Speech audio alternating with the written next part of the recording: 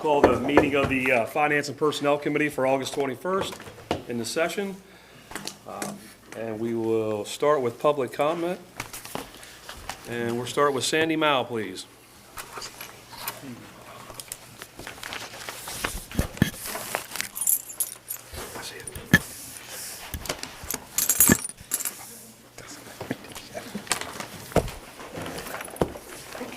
My name is Sandy Mao, General Delivery. Tonight, I want to take the occasion to offer two thank yous. One to the borough for giving attention to the Elm Street Park over the weekend and covering up all the graffiti in the tunnels and the spaceships and giving fresh paint to some of the other items that the kids enjoy. On Saturday evening, a father and son arrived, and the father noticed the new paint, and he said to his son, "Look, they cleaned up the park. They have a fresh coat of paint." And the boy says, "Oh," but at least the father was impressed. Thank you.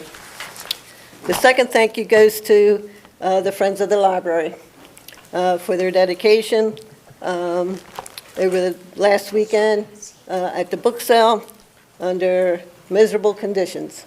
No air conditioning, a new location, oodles of people coming in the door, and I understand it was quite a successful event.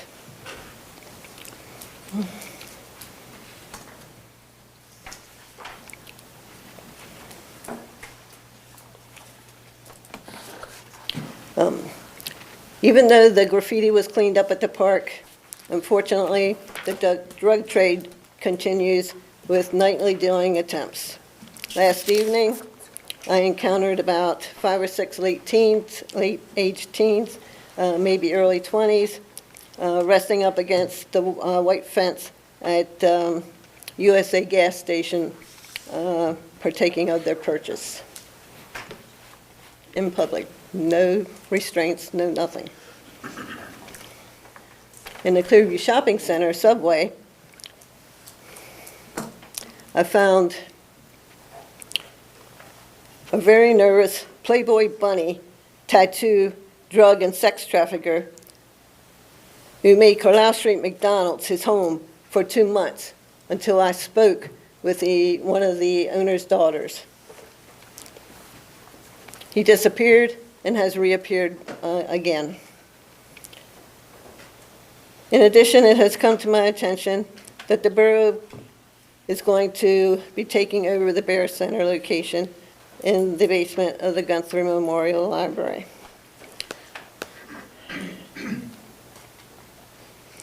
Mr. Holt and supposedly many other constituents are demanding that you get out of the library business. And instead, you're back in it again.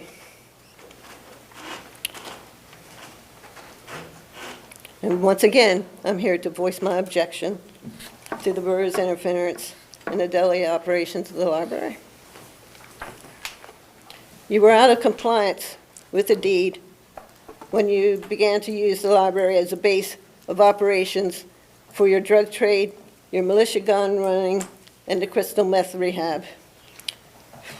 Because the safe house on Carlisle Street closes at 6 a.m. Mr. Chairman, this is going a little off Yeah, scope. if you could wrap up, please, I'd appreciate it. The library staff, some of which have 12 to 24 years of dedicated experience, have worked diligently with their hands tied behind their backs at times to maintain and manage the books, the Bear Center, and the entire library. I'll remind you again, a separate endowment was set up to establish the John and Joan Bear Communication and Tech Center, and it shall remain that way. If the damage done at Elm Street Park and Long Arm Dam to the tune of $15,000 to $20,000 is any indication of your management expertise, the library is in for a rude awakening. Thank you. Thank you. Okay, Mr. Holt?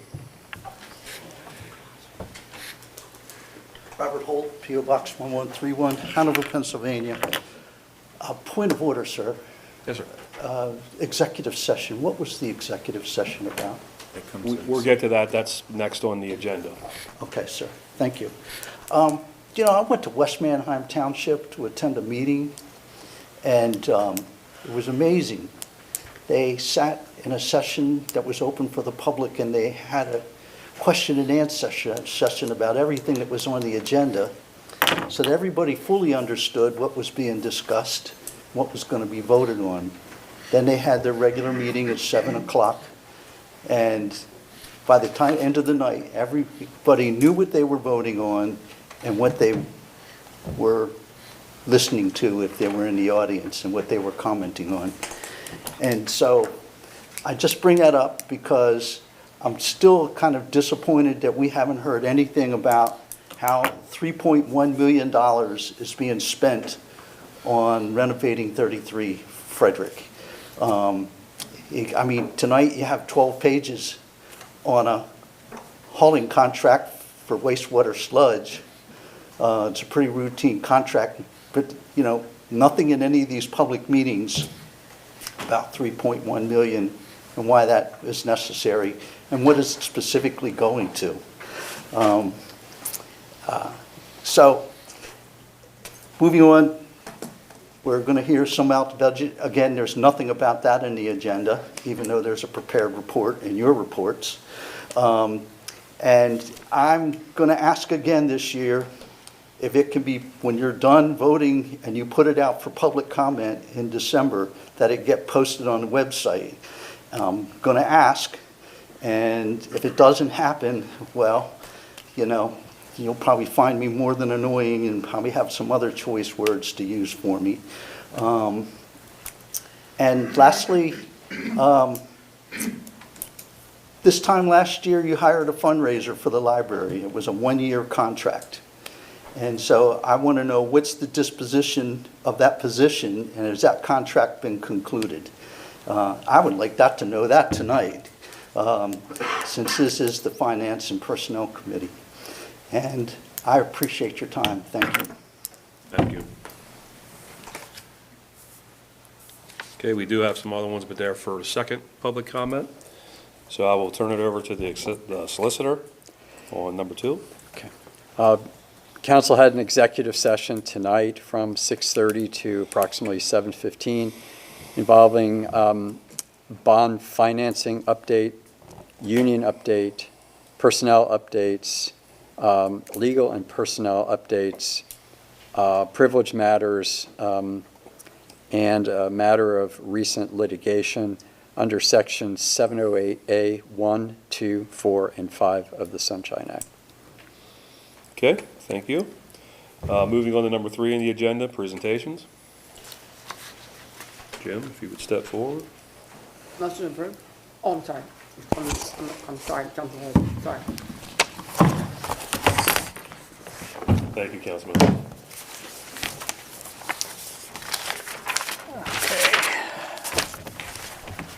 I wanted to actually start out first, before we get into talking about the budget for next year, just to say a few things about our annual audit report that everybody has in front of them.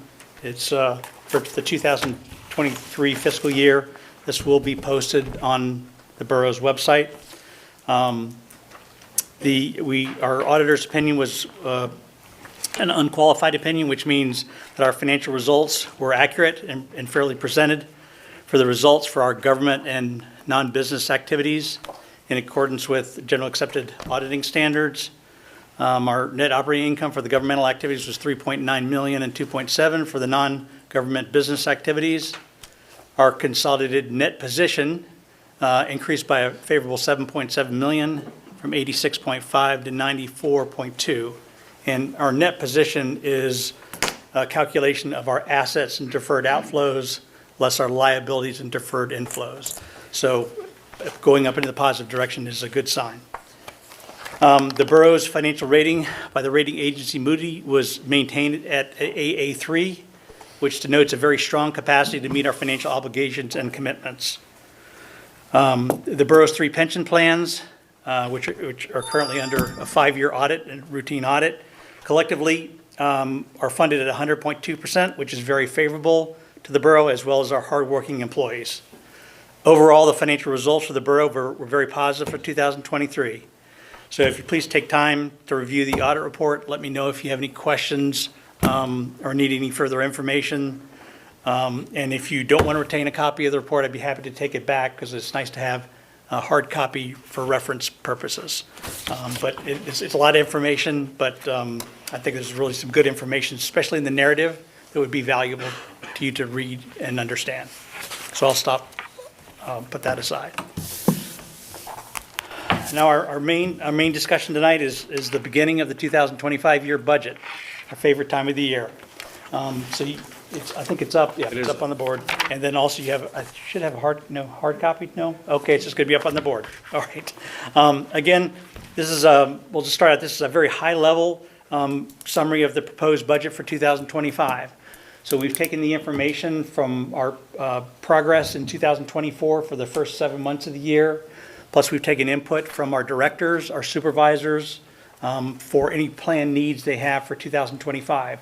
When we do budget, we also budget for 5 years into the future for our capital expenditures, because again, planning in the future for expenditures, we want to save for those whenever we can. But again, I'm not going to present the 5-year plan. It's just for 2025. We'll continue to work and to refine our inputs between now and when it's adopted in December. Based on the trends for the current year and the input from our department directors, I think we have a very good start for 2025. So go to the next slide, please. I need a Zoom factor. Yeah, I'll have to be, I'll get a hard copy. I think I'll get a hard copy to you. I'm sorry. Dory's going to go print them. Okay. Okay, I'm sorry about that. So the first slide is really a view of the governmental funds for our revenues and expenses. And within the governmental funds is our general fund, our library fund, our liquid fuels, recreation board, library endowment fund, recreation endowment fund, and then our government capital projects fund. So really the main funds I'll talk about tonight is really the general fund, and the library fund, as well as our capital projects fund. So for our revenues for 2025, we're looking pretty flat to similar to 2024. Right now, we're estimating for the general fund about $18.6 million with a consolidated total of revenues at $22.9 million. For our expenses this year, for the general fund, it's going to be about $18.3 million. Total expenses for all consolidated funds will be about $30 million, which is obviously less than the revenues, but that includes $10 million of capital expenditures from our new building project and some other projects that we have that also will be getting grant funding. So I'll talk a little bit more about that on the next slide. So overall, we start with a reserve balance of $23.486 million for next year, and then we're estimating that we'll end up at about $20.625, which is good. We haven't really eroded our total reserve balance by too much. Our reserves are also strong because of our borrowings.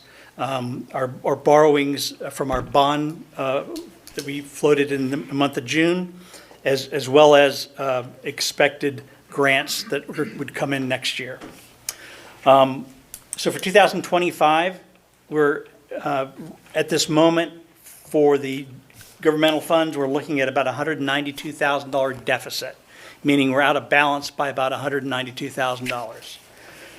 We went into 2024, our original estimate was about a $3.3 million loss for 24. But we've narrowed that down to about $867,000 loss, which is a positive thing. And the way that we've done that is we've had higher revenues in 2024 by $1.3 million.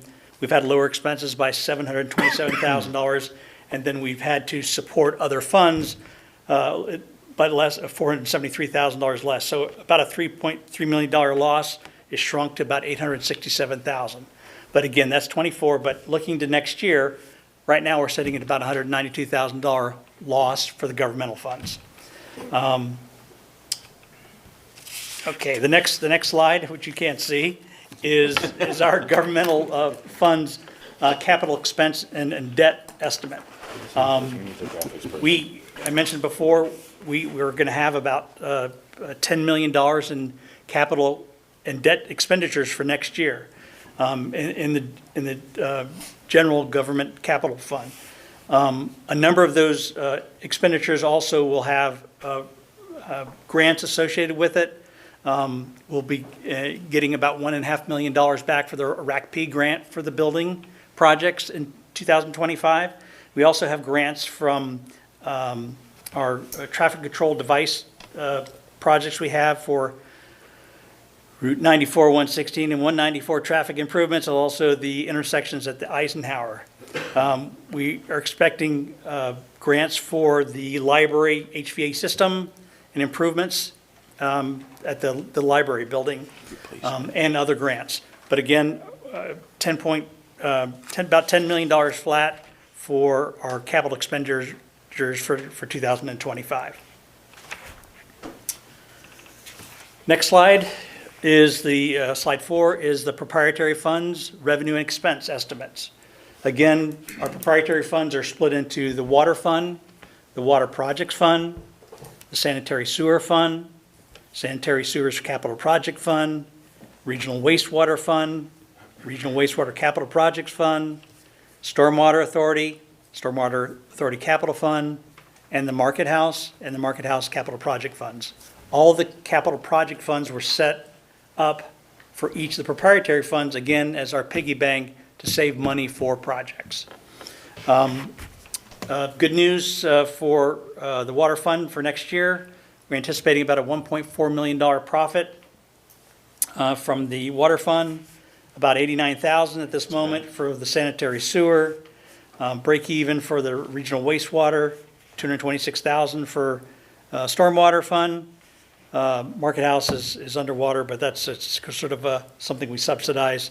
But a total consolidated of about $1.725 million for next year. How So much? overall, consolidated, the borough will be positive for next year. What was that amount? $1,725,000 for the proprietary funds. Okay, thank you. Now, that's lower than last year, but we do have a lot of projects going on, capital projects going on, beginning in 2025.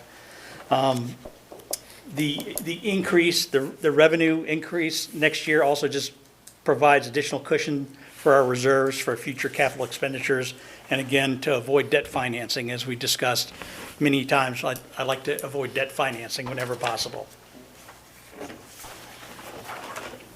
Slide 5 is the proprietary capital funds estimate for next year. The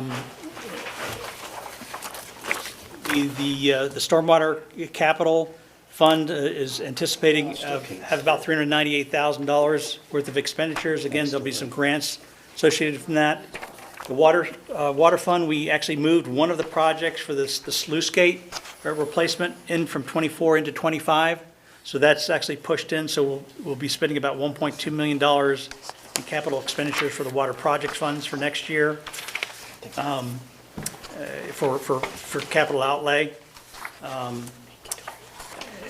The projects for the sanitary sewer, just for the capital projects, about $500,000, and the regional wastewater, about $467,000. We do carry a considerable amount of debt, as we've discussed before. So the proprietary funds, the debt service for next year is $3.669 million.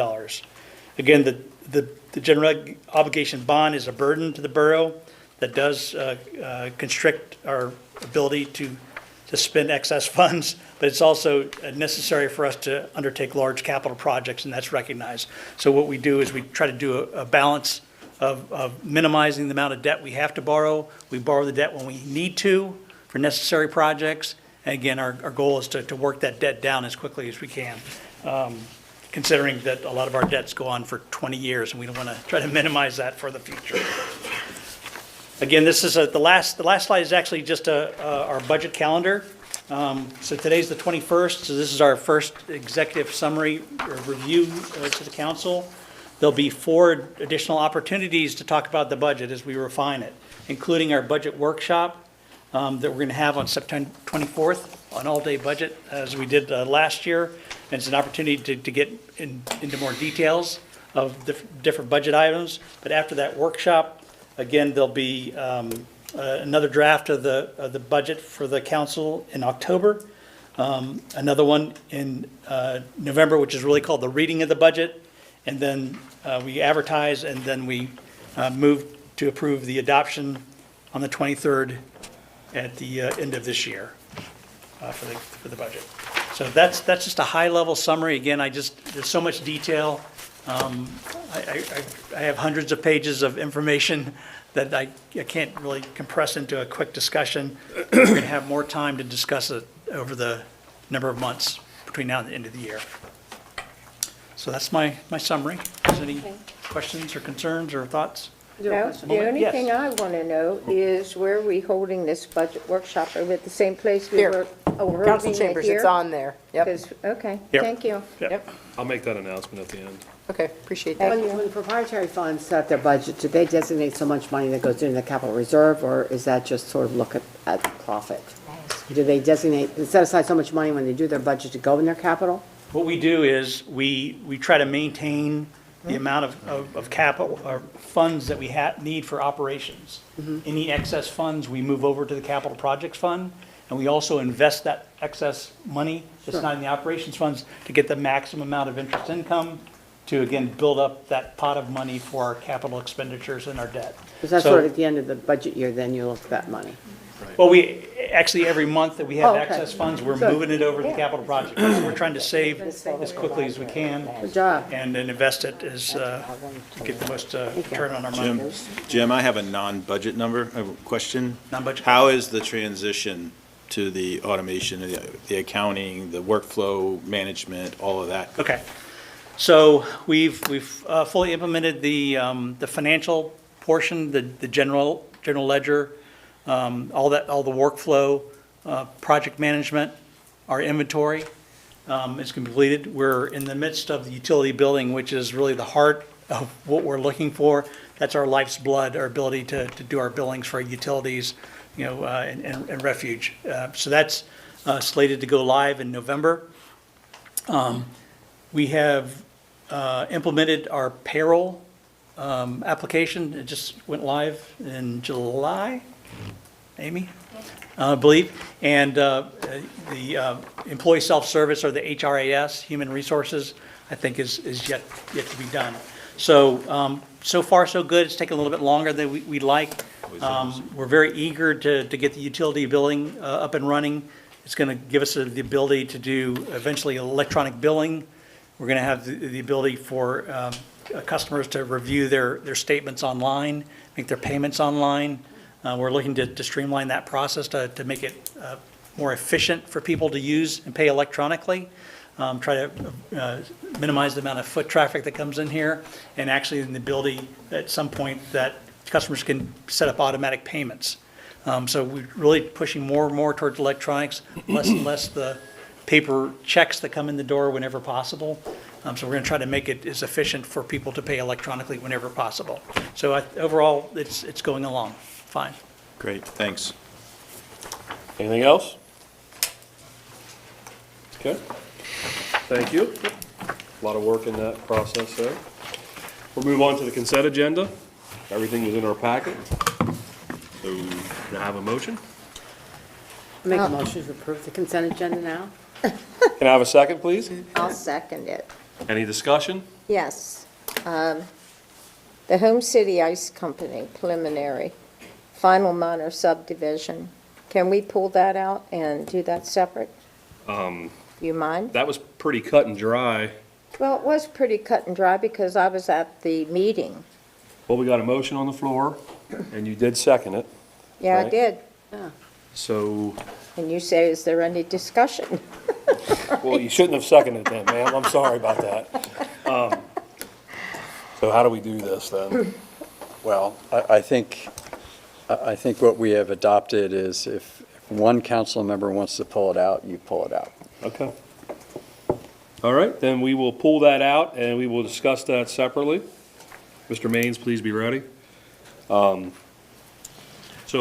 what's on the floor right now, the agenda is, I guess we need a consent agenda Minus C. to pull everything but C, if I could have that, please. And a second, thank you. Second. Okay, discussion, which we're over.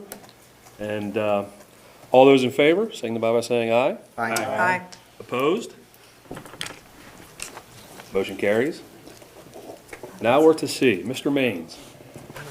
Yeah, I'll certainly entertain any questions just for a general context. So Home City Ice is proposing to subdivide a small piece of parcel that houses a duplex housing unit on it away from the overall commercial operation. It did require a zoning hearing variance because of the lot size. So they did go through the variance process. They were able to receive that variance. And at this point in time now, Planning Commission has recommended the plan be approved. I'll entertain specific questions if you have those. I have a big problem, and it continues to be on the parking. And the major streets are already parked full. And I just can't understand why we don't follow the rules and tell them, yes, we can grant you a variance or a special exception. But we are having so many problems with parking. And the answer, I'm sitting out in the audience and I'm listening to this, and they're saying, well, we figure they're going to have parking there, we're assuming. And then you go by day after day and you see that there is not adequate space for what they want to do. I have no problems with them doing what they're doing, separating. But I have a problem with the parking. If you're going to do this, you make sure they have adequate parking. And so, I reject this because I come to these meetings and our town is being infested. We're blighted with many things, and I know nobody likes to hear it here. But we've got problems. And one of them is parking. If you're going to do this, make sure that they agree to the proper parking spaces on that land. That's it. Which they would have had to do, right, to get the approval or? That was a discussion at the Planning Commission. I It think they was. took it up at great length. Okay. Yep. Okay. Once it was approved by zoning, What? once it's approved by zoning, it's kind of difficult to. I know, and I keep telling you that, and they also told me the planning doesn't have any power, which I know they do. But the thing is, it passes, and we're sitting there as an audience, asking questions and trying to, with reality, say, why are we ignoring the problem, which is parking? We're being overrun. Everybody sitting out there knows that we have rentals far above 50%. I mean that. And how do we tackle this? Well, first of all, we don't lay the problem on the neighbors that already exist in that neighborhood. And that's happening. It's happening on McAllister. It's happening here with the ice plant. So, either we face these problems and rectify them, and they're not small matters. These are big matters. Okay, thank you, Darlene, that's well noted. Thank you very Thank you. much.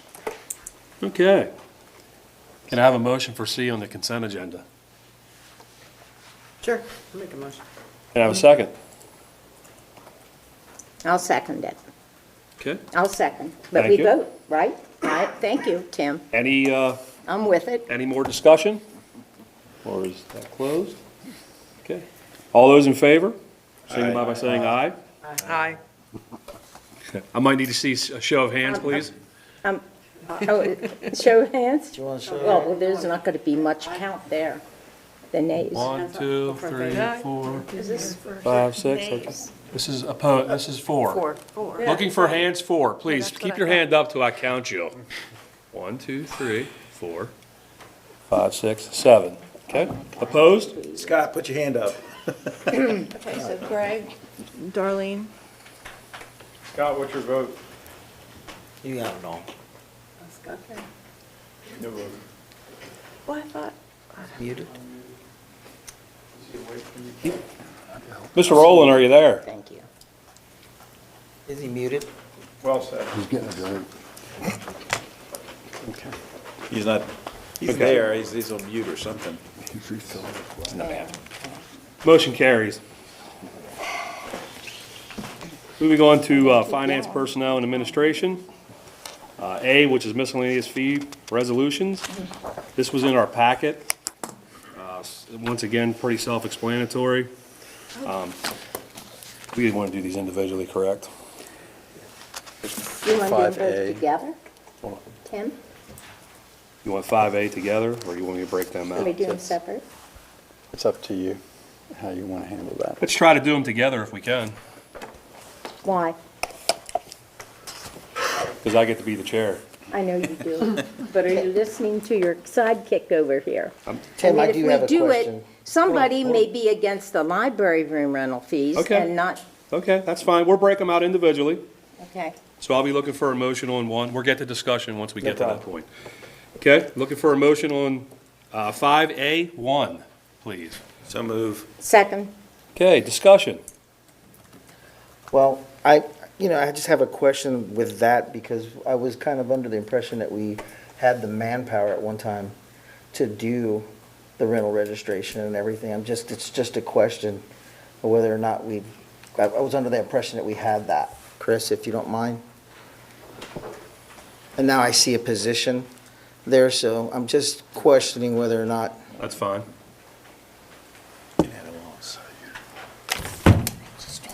Good evening, everybody. Good evening. So your question again was, I'm sorry.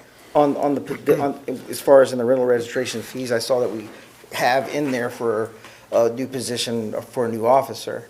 And I was kind of under the impression before, and I'd asked in the past whether or not we had that manpower already and we could do all this. And now I see we're asking for another, I just want to know what made that change. Well, the change is the more we keep going into this and the more we keep looking at it, the more we keep finding rental units. Okay. Okay, and over the last 2 years, we found quite a few of them that keep cropping up with the different calls. The other thing is our call volume, the amount of calls that are coming in from our citizens continue to increase. May was an all-time high call volume of almost 400 calls. If you add in, the personal contacts, the meeting with folks, the second and third meetings with folks, so on and so forth that took place, we're at approximately 400 calls just in May alone. That trend has been going along now for every month. A slow month for the Department of Code Enforcement right now for complaints that are coming in is about 127 calls a month is a slow month.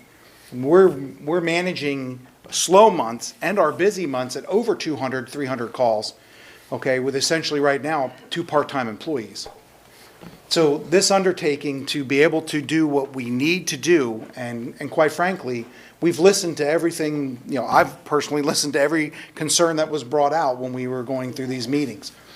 And what we want to make sure we're doing is one, we want to make sure we get the word out there correctly, like we promised we would do.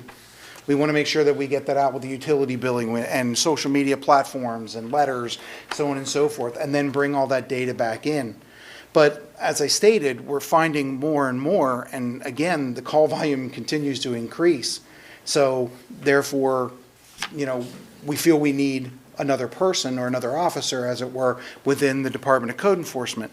So with that being said, the challenge then is to find a way to fund that. And we found a way to fund that and the platform, working with our finance director, the borough manager, so on and so forth. We've come up with the business plan that's required, and that's what brought us here this evening. So, Chris, are you looking at 2025 as is the 2025 number, is that only for 25, or are you actually operating at a negative? So. Is this a startup negative as a startup, or is it going to be that way year after year? And my next question is, why would we be operating at not a break even versus a deficit? Okay, good question. So as you know, the fee is placed into our fee schedule. The fee schedule, we come before you every year with that fee schedule to pass that and approve it. With that being said, for 2025, the answer to your question is there is a negative balance there because we're speculating, we just don't know. It's the unknown. So there is showing a negative balance there. That is something we certainly can adjust as we go along with the program and as the program develops and the more rentals that we get, in registered and kind of see where we're at, that sort of thing. But we also wanted to keep costs where they need to be. So obviously, there was concern with that, and obviously there are laws in place and best practices and things that we wanted to follow. So we did that, and this is where we came up with that plan. And I believe there's the PowerPoint presentation, copies of that are in the packet. And it does show, yes, there is a loss that first year. Now, all the startups, are those the costs that we're going to see annually for the platform, or is it there the initial cost and then there's the annual fee and it may come down? I'm just trying to look at, is 26 going to show a negative, or? Well, we're hoping the answer to that question is no. That would certainly be our goal. However, if you take a look, I believe it's the last page of the actual, and if you'll indulge me for a second, I'm sorry. I guess my point is, all of our fees are based off of, contrary to popular opinion, that we're making profit on this stuff. Correct. The fact is that we are supposed to, through fees, recoup our costs. That is correct. So showing a negative, it's, again, contrary to what some folks feel, that we're making huge profits. We don't know, right? So. That's correct. And again, that is something that we will be looking at. We'll be working again with the finance director and the borough manager, and we'll be, looking at our costs as we move forward through this. As you can see on page 5 of the presentation, some of those costs are going down annually thereafter because we have initial startup fees that we're looking at, and then of course, there's maintaining the program.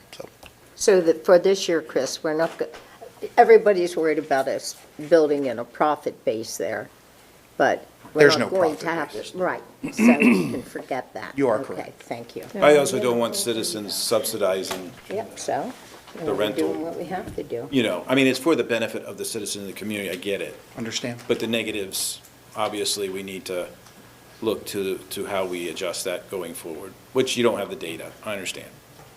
But that's what's happening here. Right. With a negative number, I'm not criticizing you, I'm sorry. Not at all. Criticizing us. With a negative number, we are taking that burden and we are putting it into the general population, the general fund. Yeah. Something that a lot of counselors are against time and time again. So if you heard what our advice from our professionals who put this together said, we think it's going to be a deficit. Is that what you want to do? You want to pass it? If I could add on, could I add into this? Please. There's an error here. If you look at the rental unit number, that should not be 4,500, that should be 4,000. If you do the math, 4,000 rental units times $35 per unit equals 140,000. If you look at, That make us positive? it doesn't, but I'm gonna tell you why we did this, okay? So there's a couple of costs here. We have management and administrative support costs. We attributed a minimal amount to Chris and his administrative staff. Yeah. But there is some in there. We don't know what that's going to be. Right. We also don't know how many rental units we have. Right. So I asked Jim to back it down from 4,500 rental units to 4,000. Because we're hearing all these different numbers thrown around, we don't have a clue. Right. Until we do this, we don't have a clue. So what you're voting on right now is the fee schedule. Part of the ordinance states that the fee must be paid by January 31st of each year. So by January 31st of '25, which gives landlords and renters, rental agents, the opportunity to collect over the next 5 months for the first year, so that there's a little ease-in period. It also affords us the opportunity to see how many we have. What do we have? Because we don't know. We could have 3,300, We could have 4,800. You know, those are the numbers that we've heard, so we don't know. Well, Margie, we're not going to know until. we January receive it. 31st, hopefully. That's right. That everyone has, you know. We're not that's going gonna to depend know, on but we who owe all it to the registers. people. Correct. We owe it to the people of this town But is and that to ourselves for registration. Altruistically, January 31st, but realistically, I mean, we are going to have people who are not registering. There are There also will be- penalties baked into the ordinance. So if they choose not to register by January 31st, there's a penalty fee that There will is. go into that. Yep. So, Chris, how did you determine the starting salary for the new code officer? That's a typical salary that you find for a code officer with more than one responsibility.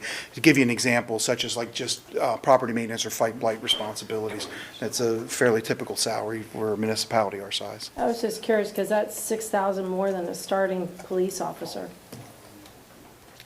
They hold professional certification, and is the salary that we came up with. Also, we don't have a job description for this person either. I mean, it looked to me like it was just going to be a data entry position. They get the information, they sit down, they put I mean, Information's online. you know, I'm sweating that price too that I was looking at. I mean, I thought it was quite a lot. Now, I know we're not talking about that tonight. We're talking about So- the registration hang on a fees. second, So Chris. I'm getting ahead of you, but I'm getting ahead of what's on I understand. But I was under the impression, once we start collecting money and getting money from registration, then we can pay somebody. So I don't know when the intention is to start hiring and paying somebody when we are really looking at that number, we're in a deficit. I thought we're going to collect the money, find out how much money we have based on the registrations, and then we'll know how much money we have to pay another person if we need one. But if it's just a data entry job, it's not, it's a code enforcement officer. so we need a And job description, because there I is- don't have one. And I responded to you, but I'm sorry if you didn't get it, because I did it this afternoon, and I apologize for that. Counselor Greenholt is asking about the job description, the job description will be provided when we ask you for the position. We're setting the fees right now. The requirement it's just was the that we fees. have I a got it. business plan. Yeah, we're getting So down. we're to not it. asking for the position now. We will be asking for that for the beginning of 2025. There will be some information that comes in at the beginning. We are going to be working collectively to process the information. It's going to cost you a heck of a lot more if Chris and I do the input of the data than a code enforcement officer.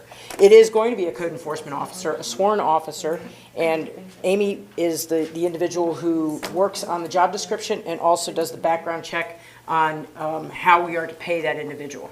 So we look at neighboring municipalities and what they pay, so we try to be in line with everyone else. That's what we do with every salary that we put forward to you folks. But you won't make any decisions on that position until you see the job description. You have a question to ask time to ask all the questions you want. Okay. Let me reiterate, we have a motion on the floor, and we're only voting on the registration fees. Right. At this time. Right. Chris, one more thing. So if someone's registering online, why do you need somebody to tabulate that? Can't you just push a button? No, it doesn't work that way, No. Mr. Lookenbill, I'm sorry. That's like saying if somebody just files for a permit online, it's not as easy as just pushing a button. The information still needs to be taken in. It Processed. still needs to make sure that the database is being updated. We're sharing that database with our other public safety partners, on and on and on. There's a lot more that goes with it. We're processing, to give you an example, more permits now than we ever have in the borough of Hanover, because we actually have permitting platforms and we're following the letter of the law. So with that being said, there's a lot of administrative duties that go in to issuance. There's a lot of follow-up, phone calls, questions, walk-ins, on and on that go with that. And once again, let me just reiterate one more time. Tonight, we're voting on the fees. When we get to that point, when they come to us, then we can start hashing that out in budget. Right. Okay? Which they're all valid points, don't get me wrong. But tonight, we're just voting on the fees, which we have a motion and a second. So any more discussion before I call the vote? All those in favor? Aye. Opposed? Me? Okay. I'm also opposed. Wow. Okay. Motion passes. Moving on to the library room rental fees. We had a brief discussion about this. So I'll be looking for a motion for that. Make a motion. Second. Discussion? Okay, call the vote. All those in favor? Aye. Opposed? Motion carries. Okay, B, which is the transfer station hauling contract. This was in our packet too. I think we knew this was coming as far as an extension with Double W Farm LLC. Yeah, right. Looking for a motion, please? Motion. Can I have a second? Second. Okay, any discussion? All right. All those in favor? Aye. Aye. Opposed? Motion carries.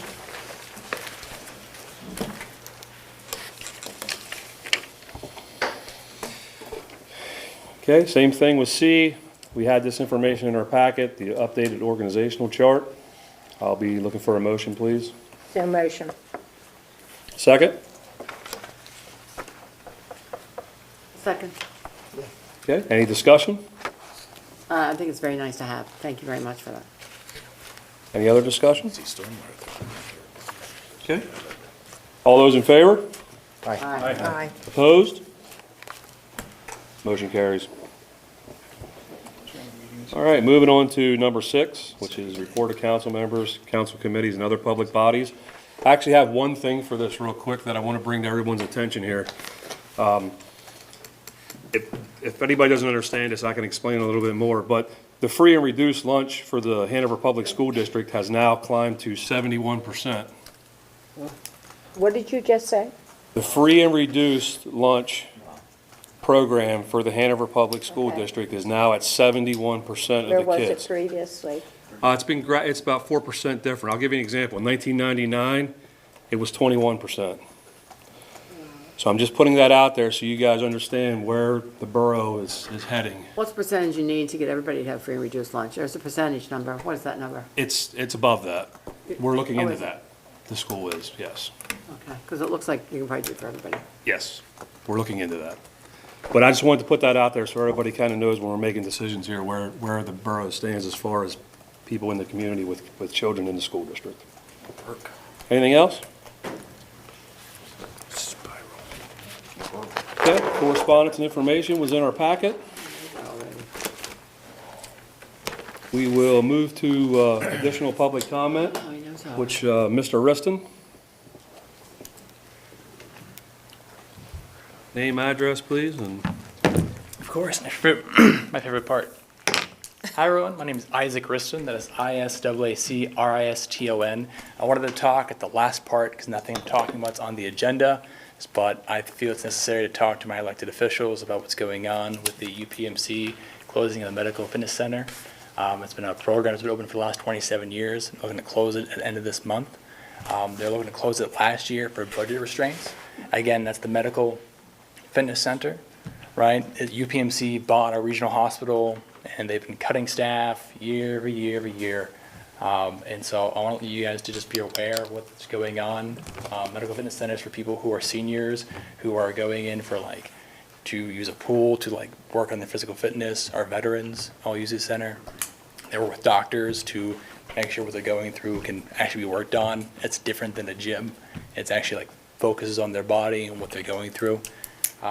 So with that said, it's important to have this kind of facility open, and it's frustrating when the quote-unquote Amazon of health care and hospitals can come in and buy a regional hospital and cut. It's very disheartening. As a former member of SAU Healthcare PA, I can tell you it is frustrating to see. Second thing is these two other things were not what I was prepared to speak about, but I thought of throughout the rest of the meeting, so please bear with me.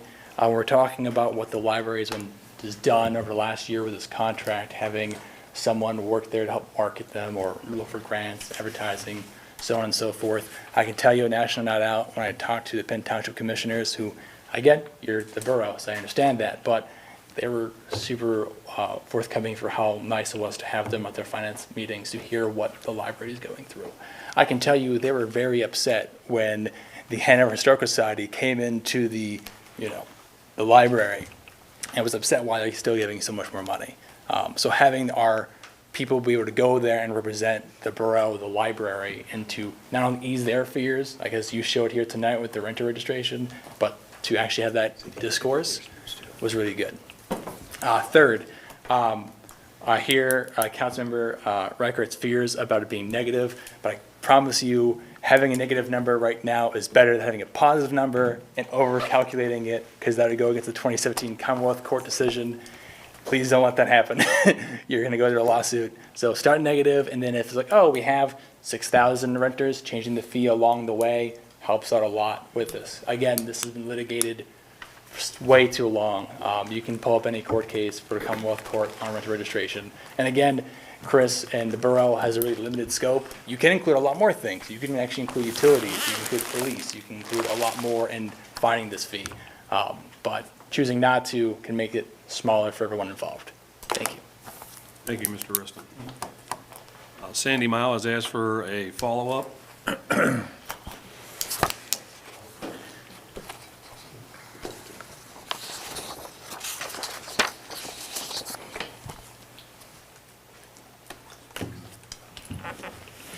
I'll reserve the majority of my comments until the following meeting, since Mr. Rickert objected to my comments. I will say that the threats continue.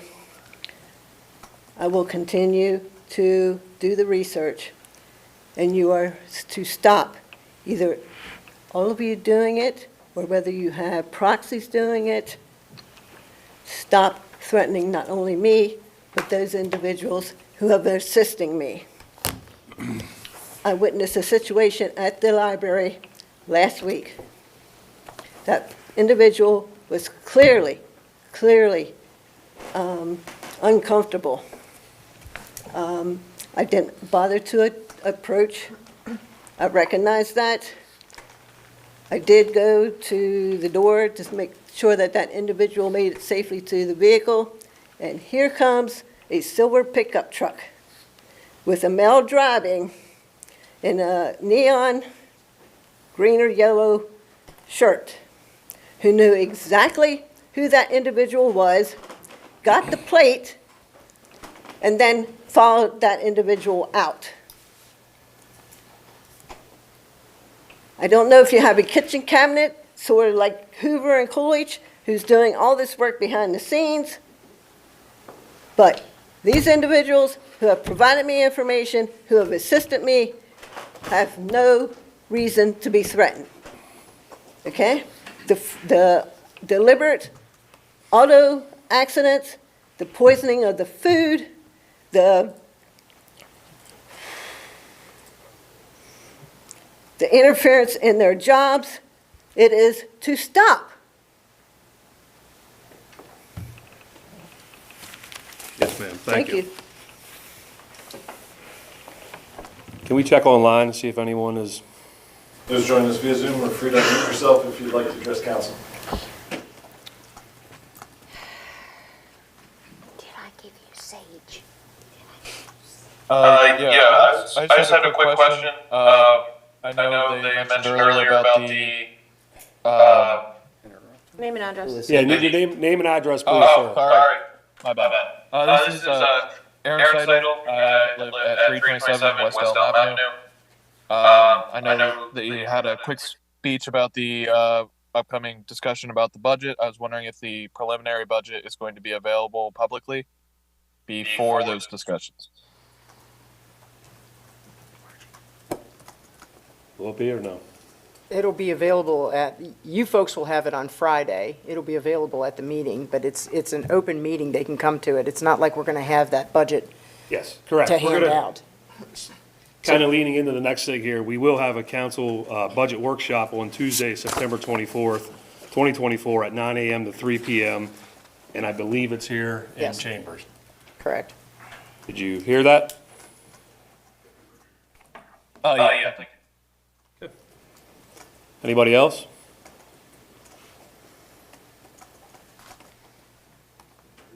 Mr. Chairman, I just reiterate my position that the entire budget, line item budget, should be published on the website when you put it out for public review before your vote.